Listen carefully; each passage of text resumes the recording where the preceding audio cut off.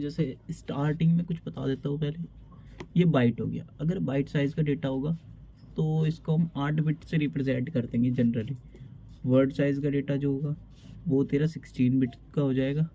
और अगर double word size का होगा डी वर्ड तो ये 32 बिट का हो जाएगा। और क्वाड वर्ड साइज़ का होगा तो वही 64 बिट्स का हो जाएगा। ठीक। अब इसके बाद आते हैं कुछ मल्टीपर्पज़ रजिस्टर्स। जो ये सबसे पहला जो टॉपिक है मल्टीपर्पज़ रजिस्टर्स का। रजिस्टर, इसमें जो हमारा सबसे पहला रजिस्टर आ जाता है एक्यूमुलेटर। एक्यूमुलेटर ये हो गया, इसमें AX हो गया, ये EAX भी हो सकता है, RAX भी हो सकता है। और बस AX जो है वो 16 बिट का होता है। AX बेसिकली कॉम्बिनेशन होता है AH प्लस AL का। ठीक। जो EAX है ये तेरा 32 बिट का होगा और RAX 64 बिट का होगा। जैसे 80386 एंड अबोव में 32 बिट के रजिस्टर मिलते हैं, पेंटियम 4 वगैरह 64 बिट के भी मिलते हैं, तो ये वो हो गया। ठीक। और जो AX का इन्हें मल्टीपर्पज़ बेसिकली किस लिए कहा जाता है, क्योंकि इनका जो वर्क है ना वो एक से ज़्यादा वर्क करते हैं ये जनरली। जैसे ये एक्यूमुलेटर वगैरह या तो may hold offset address, may hold offset address of memory location, तो ये ऑफसेट एड्रेस भी होल्ड कर सकते हैं। एंड इनका जो दूसरा काम है used for instruction like multiplication and division, used for instructions like multiplication and division, multiplication and division. तो ये मल्टीप्लिकेशन डिवीजन के टाइम पे भी इन रजिस्टर का यूज़ होता है। और भी काफ़ी सारे वर्क हैं जो ये कर सकते हैं, वो हम आगे जैसे जैसे पढ़ते रहेंगे वो देखते रहेंगे। जैसे फिर है नेक्स्ट रजिस्टर जो है बेस इंडेक्स। अब बेस इंडेक्स में भी वही सेम है कि इसमें BX जो है वो BH प्लस BL का कॉम्बिनेशन होगा। और ये BH और BL है 8 बिट के रजिस्टर होते हैं। BX जो है वो कभी कभी ऑफसेट एड्रेस भी होल्ड करेगा और कभी कभी ये मेमोरी की लोकेशन का एड्रेस भी होल्ड करेगा। ठीक। जैसे कभी कभी क्या होगा, ऑफसेट एड्रेस को होल्ड करेगा। ठीक। और कभी कभी मेमोरी एड्रेस को ही होल्ड करेगा, जो मेमोरी लोकेशन है, मेमोरी लोकेशन उसका एड्रेस होल्ड करेगा। ठीक। इसमें हमारे वही है जैसे उसमें था BX होगा, EBX होगा, RBX होगा। ठीक। ये हो गया। और इसके बाद जो है हमारे नेक्स्ट आता है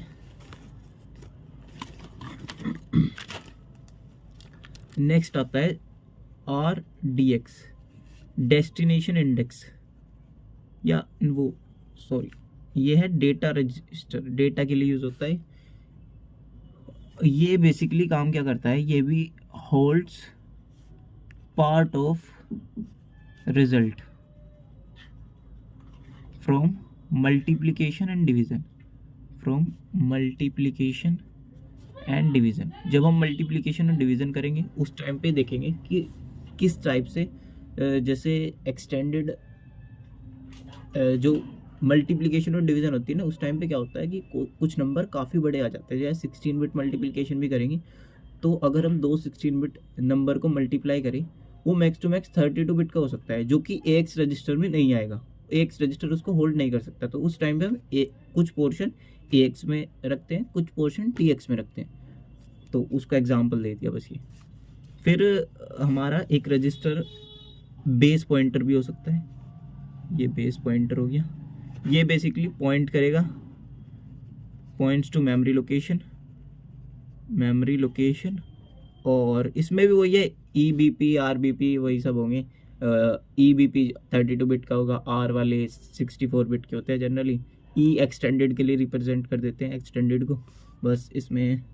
फिर RDI हो गया, ये हमारा डेस्टिनेशन इंडेक्स हो जाता है, डेस्टिनेशन इंडेक्स, डेस्टिनेशन इंडेक्स, ये बेसिकली स्ट्रिंग डेटा को एड्रेस करने के लिए यूज़ होता है generally. Address string data,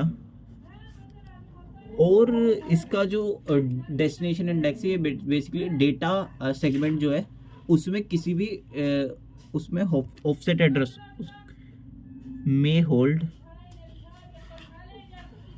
offset address of data segment बस। एंड फिर है इसके बाद सोर्स इंडेक्स SI, इसका भी वही है सेम। SI ये basically address source string data, address source string data, ये भी ऑफसेट एड्रेस को होल्ड करने के लिए काम आएगा डेटा सेगमेंट में। कभी कभी ये भी ऑफसेट एड्रेस होल्ड कर सकता है अभी चल ठीक है। और इसके बाद आता है हमारा, बस ये वाला जो पार्ट है ना, रजिस्टर वाला पार्ट ओवर हो गया है। इसके बाद है फिर कुछ स्पेशल रजिस्टर है, मल्टीपर्पज़ रजिस्टर ओवर हो गया, फिर इसके बाद स्पेशल रजिस्टर है, तो उसको करते हैं।